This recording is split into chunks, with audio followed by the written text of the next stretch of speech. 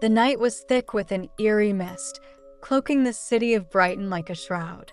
The streets were unusually empty, the distant echoes of seagulls replaced by an unsettling silence. The Amex Stadium stood tall on the horizon, its floodlights piercing through the fog like glowing beacons. Tonight, it wasn't just a football match, it was something far more sinister. The game between Brighton and Hove Albion and Manchester City was one of the most anticipated events of the season.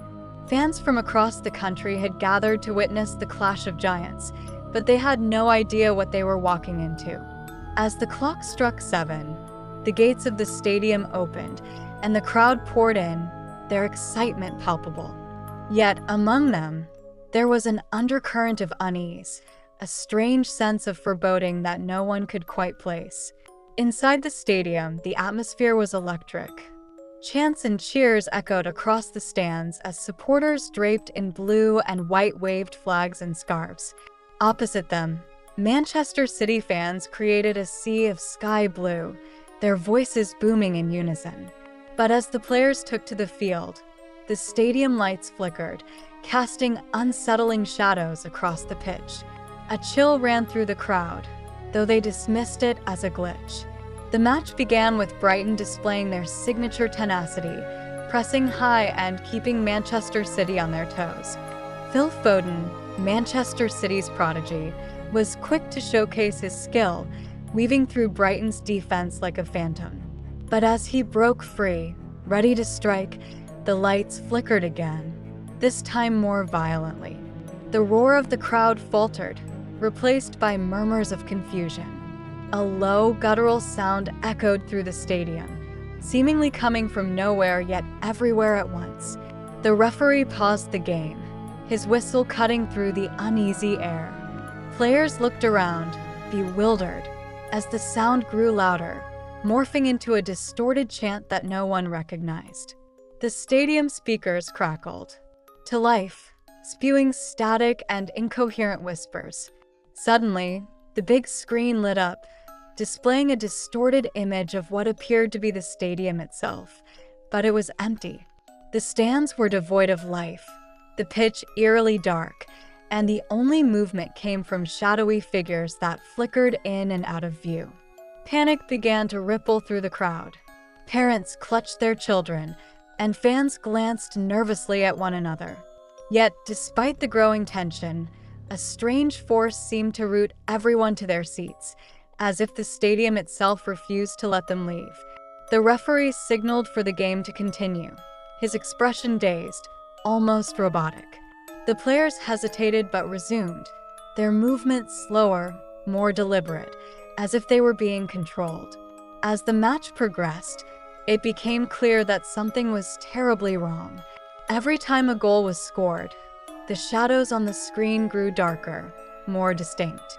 Phil Foden's first goal was met not with cheers, but with a deafening, otherworldly roar that shook the stadium to its core. Kevin De Bruyne, attempting to rally his team, found himself frozen mid-play, his body contorted in a way that defied logic. The crowd watched in horror as he was dragged, inch by inch, toward the shadows on the big screen, his screams swallowed by the rising cacophony. Outside the stadium, the mist thickened, engulfing the city in an impenetrable haze. Emergency services attempting to reach the Amex found their vehicles stalling, their radios filled with the same distorted chants.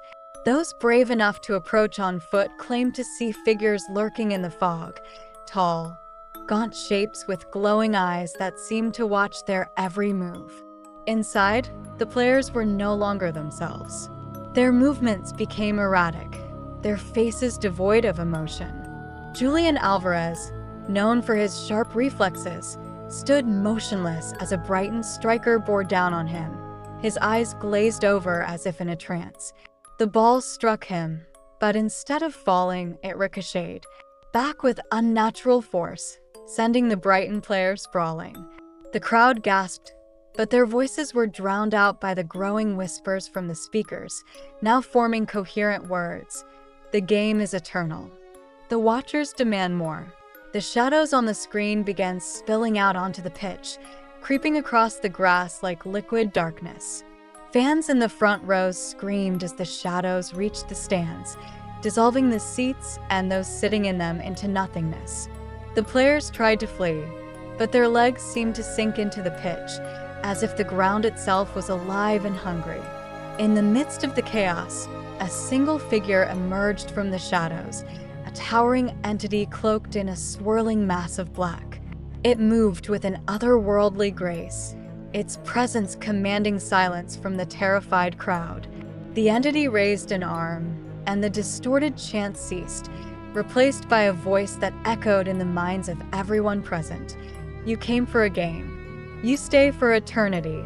As the entity approached the center of the pitch, the stadium lights dimmed until only its form was visible. The players and officials stood frozen, their bodies rigid as the entity began to speak in a language that resonated like a deep, unrelenting hum. The crowd could feel the vibrations in their chests, a sensation both terrifying and strangely hypnotic. The scoreboard lit up one last time, displaying a message that sent chills down every spine. Brighton versus Manchester City, the eternal match.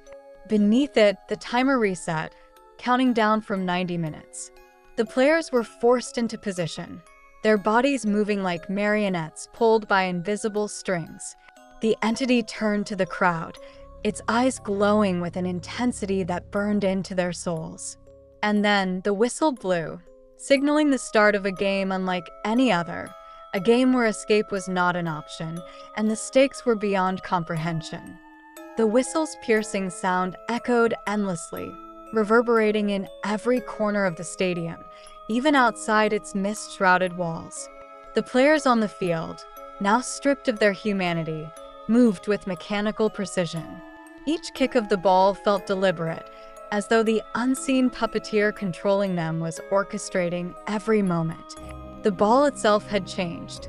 No longer the bright white sphere, but now a pulsating black mass, writhing as if alive. The spectators, paralyzed by the dark force, were unable to look away. Every fiber of their being screamed to run, but their bodies betrayed them, keeping them fixed in their seats. Eyes were wide with terror, tears streaking down faces as they watched their loved ones vanish into the encroaching shadows. A young boy in the crowd, no more than 10 years old, clung to his father's hand, trembling. "Dad, what's happening? Why can't we leave?" he whispered, his voice barely audible over the ominous hum that now filled the air. His father, a man of reason and logic, tried to respond, but his throat tightened as he felt the weight of an invisible force pressing against him. He gripped his son's hand tighter, his gaze darting toward the exits, only to see them consumed by the same swirling darkness. There was no escape. Back on the pitch, Phil Foden, despite the unnatural rigidity of his movements, seemed to fight back against the force controlling him. His eyes flickered with faint resistance as he tried to break free. The entity in the center of the field turned its gaze toward him, sensing the rebellion. Without warning, a tendril of shadow shot out, coiling around Foden's legs, dragging him to his knees. The crowd gasped as his screams filled the air, raw and primal. But something unexpected happened. As the shadows pulled him closer to the entity, a faint light began to glow from within Foden. It was weak, barely visible at first, but it grew stronger with every passing second. The entity recoiled slightly as if repelled by the light, its form flickering like a disrupted signal. Foden's teammates, still under the entity's control, paused mid-movement, their heads tilting unnaturally as if awaiting new instructions. The light emanating from Foden spread slowly, enveloping him in a protective aura. The crowd's fear was momentarily replaced by a glimmer of hope. Some spectators began to murmur, their voices hushed but filled with a fragile optimism. Could this young player, this unexpected beacon, be their salvation? The entity let out an ear-splitting roar, a sound that seemed to pierce the very fabric of reality. The shadows writhed violently, and the tendrils gripping Foden tightened, but the light pushed back with equal force. It became clear that the entity was not invincible. It could be resisted. In the stands, the boy clinging to his father suddenly felt a warmth in his chest. He looked down to see a faint glow emanating from his shirt pocket. Reaching in, he pulled out a small medallion, an old family heirloom his grandfather had given him years ago. The medallion shimmered with the same light that surrounded Foden. "Dad, look!" the boy exclaimed, holding it up. His father's eyes widened as he felt the oppressive weight around them lift slightly. The glow spread from the medallion, creating a small bubble of safety around them. Others in the crowd began to notice similar phenomena. Jewelry, trinkets, even simple objects they had carried with them began to shine with an ethereal light. It was as if these items carried fragments of resistance, pieces of humanity's collective will to survive. The crowd, though still trapped, felt a renewed sense of purpose. Meanwhile, on the pitch, Foden's light grew brighter, forcing the entity to retreat slightly. Kevin De Bruyne, who had been standing motionless, suddenly stirred. The light seemed to awaken something in him, breaking the entity's control. He staggered toward Foden, his movements shaky but determined. "Phil, whatever you're doing, keep doing it," De Bruyne said, his voice hoarse but resolute. He placed a hand on Foden's shoulder, and the light spread to him as well. One by one, other players began to snap out of their trance, their bodies illuminated by the growing radiance. The entity shrieked, its form distorting further. "You cannot defy me," it bellowed, its voice reverberating like a thunderclap. The shadows surged forward, desperate to smother the light. But the light fought back with a force of its own. It wasn't just coming from the players now. It was spreading to the crowd. The small pockets of illumination in the stands began to connect, creating a web of resistance. The spectators, previously paralyzed by fear, started to stand, their collective will pushing against the darkness. The boy with the medallion raised it high, his voice clear and unwavering. "We can fight it. We're stronger together." His words echoed through the stadium, igniting a spark in everyone who heard them. The crowd began to chant, their voices growing louder, overpowering the entity's distorted whispers. On the field, the players formed a circle, their combined light forming a barrier against the shadows. The ball, still a writhing mass of darkness, was at the center. Foden stepped forward, his eyes locked on the entity. "This ends now," he said, his voice filled with unwavering determination. The entity roared again, its form expanding, trying to engulf the stadium in one final act of domination. But the light from the players and the crowd surged, creating a blinding flash that consumed everything. For a moment, there was silence. The stadium was bathed in pure, radiant light, washing away the shadows. The mist outside dissipated, revealing the city of Brighton once more. The oppressive weight that had held everyone captive lifted, replaced by a profound sense of relief. As the light faded, the crowd looked around, their expressions a mix of confusion and awe.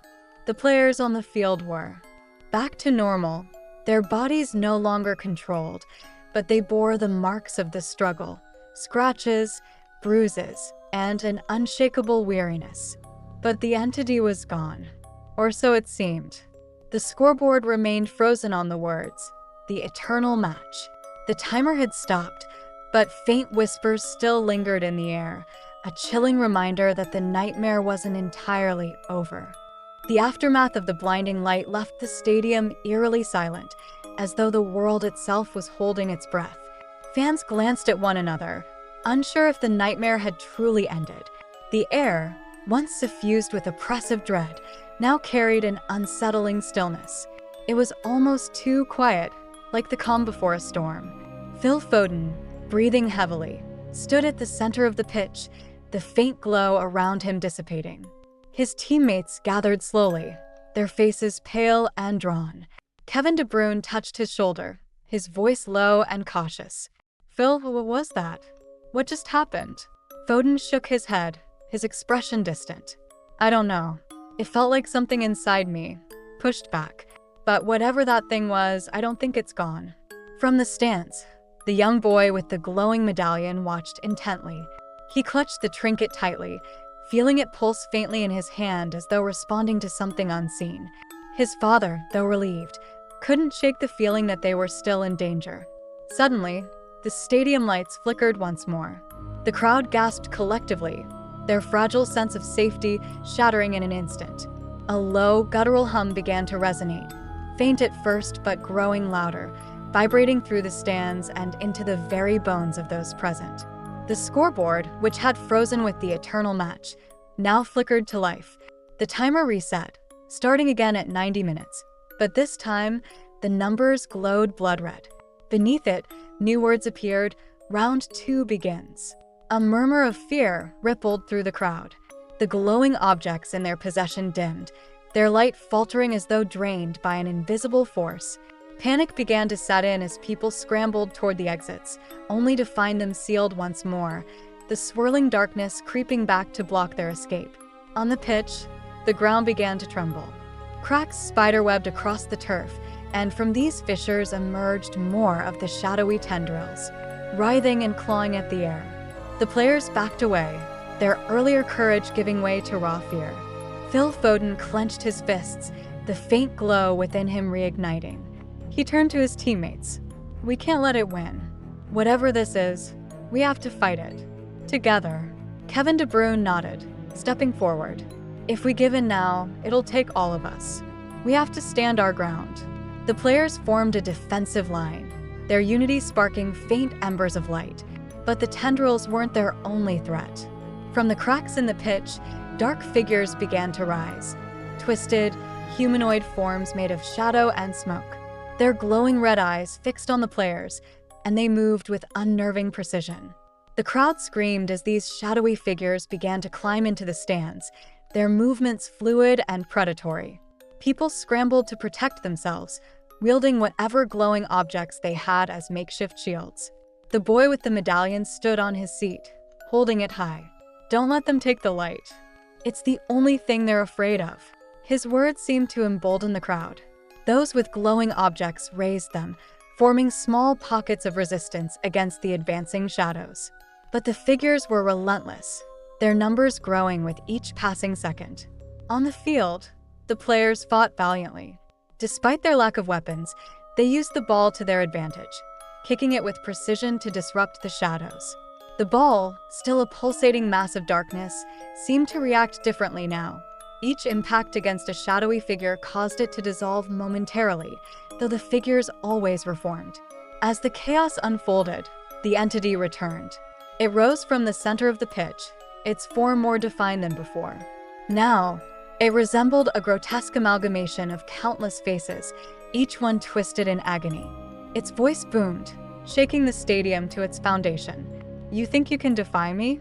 This is my domain. You are mere pawns in my eternal game." Entity's presence sent waves of despair through the crowd, causing some to drop their glowing objects. The light began to dim across the stadium, the shadows gaining strength with every lost fragment of hope. Phil Foden stepped forward, his glow intensifying. "You don't control us. We're not your pawns." He kicked the ball with all his might, sending it hurtling toward the entity. The impact caused a ripple in the creature's form, distorting it briefly. The entity roared in anger, retaliating with a wave of darkness that swept across the pitch. Foden was thrown back, landing hard on the ground. De Bruyne and Alvarez rushed to his side, helping him up. "We can't keep this up," Alvarez said, his voice trembling. "It's too strong." Foden looked around, his gaze settling on the boy in the stands. The medallion he held shone brightly, its light unwavering despite the growing darkness. Foden's eyes widened as realization struck him. "That kid," he muttered. "That medallion, there's something about it. It's resisting the darkness." De Bruyne followed his gaze. "If that's true, we need to get to him. He might be the key to stopping this." But reaching the boy was easier said than done. The shadowy figures had multiplied, swarming the stands and separating the players from the crowd. Foden gritted his teeth, the glow around him flaring as he charged forward, determined to reach the boy. The crowd watched in awe as Foden fought his way through the shadows, his light cutting through the darkness like a blade. The boy saw him coming and raised the medallion higher, its glow intensifying in response. As Foden reached the stands, the medallion's light enveloped him, shielding him from the shadows. He knelt before the boy, his expression serious but kind. "I need that medallion," he said. "It's the only thing strong enough to fight this." The boy hesitated, clutching the medallion tightly. "But it was my grandpa's. He said it would protect me." Foden placed a reassuring hand on the boy's shoulder. "And it has. But now it needs to protect all of us. I promise I'll give it back." After a moment of hesitation, the boy handed over the medallion. As Foden took it, the light surged, spreading across his body and into the stands.